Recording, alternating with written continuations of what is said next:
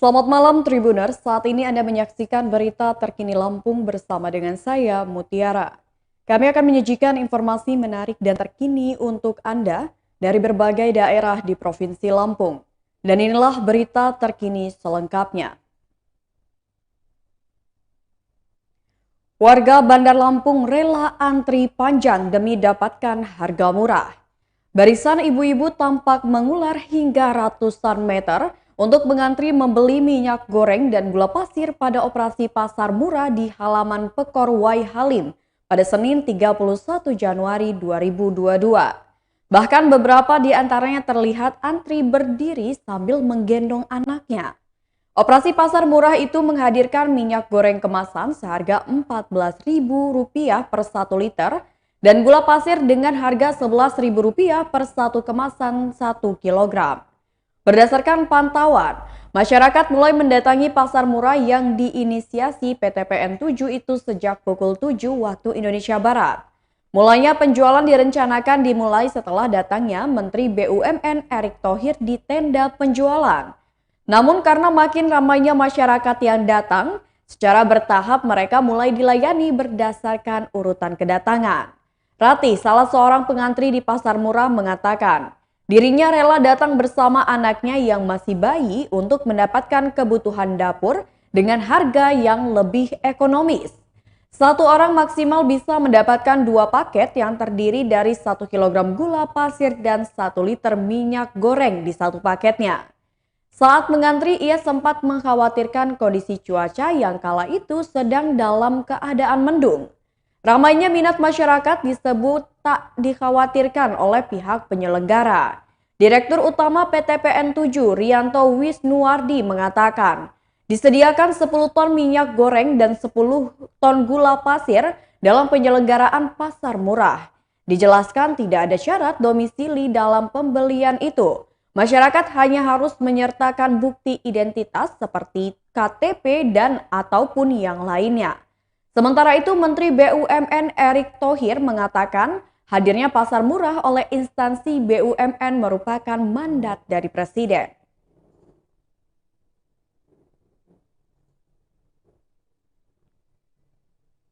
Berita selanjutnya.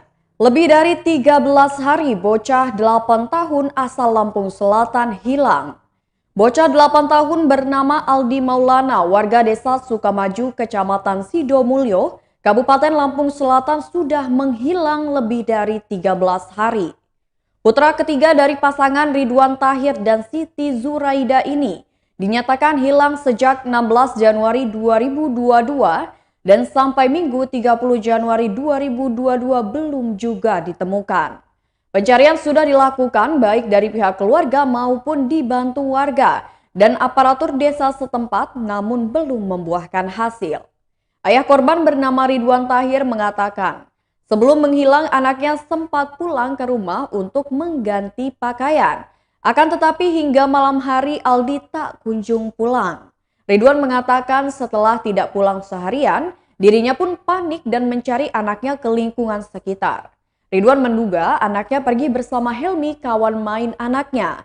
Kapolsek Sidomulyo Ibtu Ilham Effendi mengatakan, jika ada yang menemukan Aldi Maulana diharapkan untuk segera melapor ke pihak berwajib terdekat. Ilham menegaskan bahwa pihaknya telah berupaya semaksimal mungkin untuk mencari keberadaan korban dengan mengumpulkan keterangan-keterangan dari keluarga korban dan juga saksi. Ilham mengatakan menurut informasi yang ia terima, korban diduga pergi bersama dengan temannya dan sampai saat ini pihaknya masih mendalami informasi tersebut. Ilham menanggapi soal informasi yang beredar bahwa korban diduga berada di Bandar Lampung.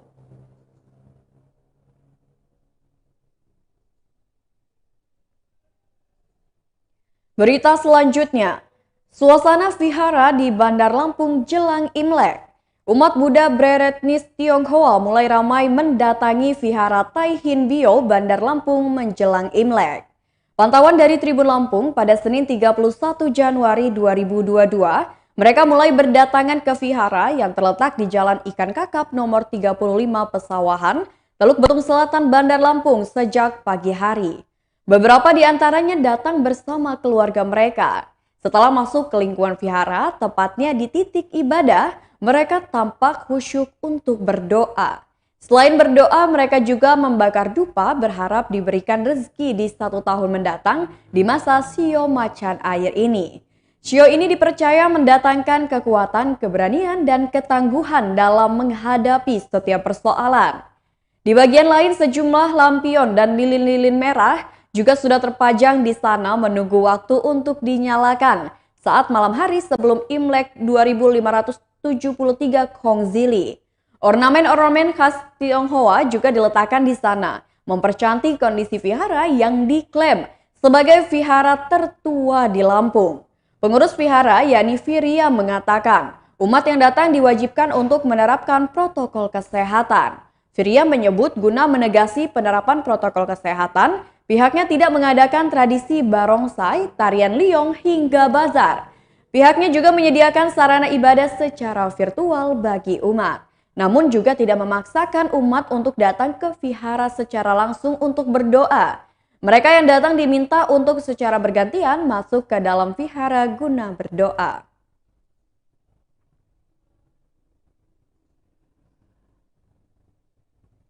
Berita selanjutnya datang dari Mesuji. 2 tahun ditunda, 14 calon jamaah haji asal Mesuji sudah meninggal. Sudah 2 tahun lamanya atau tepatnya sepanjang 2020 hingga 2021, para calon jamaah haji di Kabupaten Mesuji menunggu keberangkatan ibadah haji di Tanah Suci. Menurut Kepala Seksi Pemberangkatan Haji dan Umroh Kementerian Agama Mesuji, yakni Aziz Basuki, dari 2 tahun tertundanya keberangkatan haji, sebanyak 71 calon jamaah haji terpaksa harus menunggu waktu keberangkatannya. Meskipun demikian, Aziz menyebut 14 almarhum dan almarhumah tersebut, keluarganya telah mengajukan surat pelimpahan ke Kemenak agar dapat digantikan kepada saudara dan anak-anaknya untuk tetap berangkat menunaikan ibadah haji ke Mekah. Lebih lanjut, Aziz menjelaskan meskipun saat ini pemerintah Arab Saudi telah membuka keberangkatan calon jamaah haji asal Indonesia di tahun 2022, pihaknya tetap belum bisa memastikan apakah calon jamaah haji di Kabupaten Mesuji bakal berangkat pada Juli 2022 mendatang.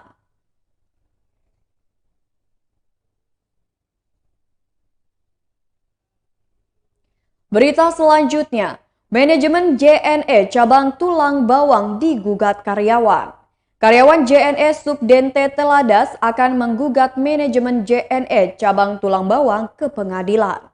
Wahyu Nur Hikmah selaku pimpinan JNE Dente Teladas menegaskan, gugatan itu akan dilayangkan menyusul adanya keputusan pimpinan JNE Tulang Bawang yang bakal mengambil alih sebagian wilayah kerjanya secara sepihak. Padahal wilayah desa-desa tersebut dirintis dalam usaha tersebut sejak tahun 2014. Akibat keputusan sepihak itu, Wahyu mengutarakan akan banyak karyawan yang bakal menganggur akibat keputusan sepihak manajemen JNE cabang Tulang Bawang. Pihaknya juga tidak pernah mendapatkan informasi baik secara lisan atau surat sebelumnya dari manajemen JNE di Menggala. Selain permasalahan pengambilan wilayah secara sepihak, menurutnya JNE Dente Teladas akan menggugat terkait ketidaktransparan JNE Tulang Bawang dalam keuangan delivery atau biaya penerusan kepada konsumen. Menurutnya uang delivery atau biaya penerusan yang kurang lebih senilai Rp12.000 sampai dengan Rp15.000 untuk Kecamatan Dente Teladas hanya diberikan kepada manajemen JNE Dente Teladas sebesar Rp1.500 hingga Rp3.500 saja. Sementara itu, Yasir selaku perwakilan dari JNE Unit 2 beralasan bahwa pengambilan alihan wilayah kerja adalah inovasi untuk mengoptimalkan penghantaran paket.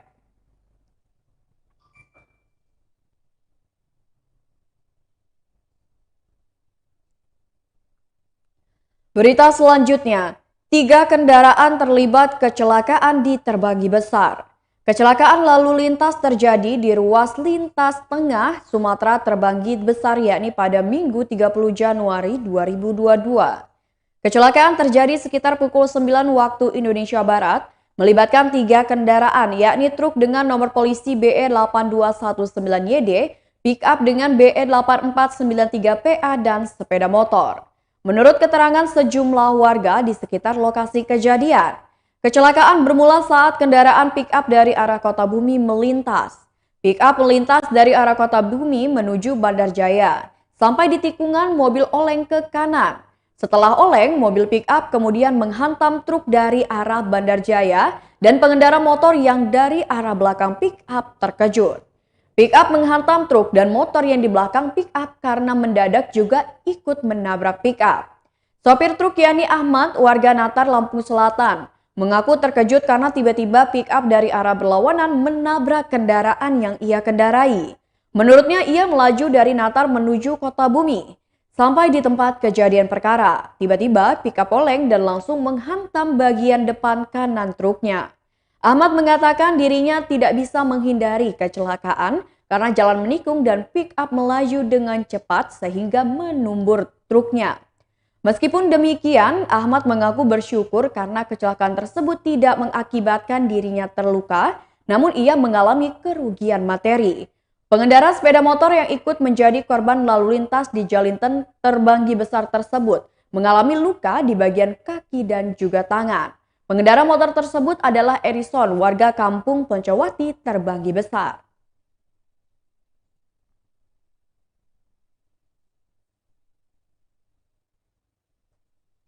Baiklah Tribuners, itulah berita terkini Lampung bersama dengan saya Mutiara. Selamat malam dan sampai jumpa.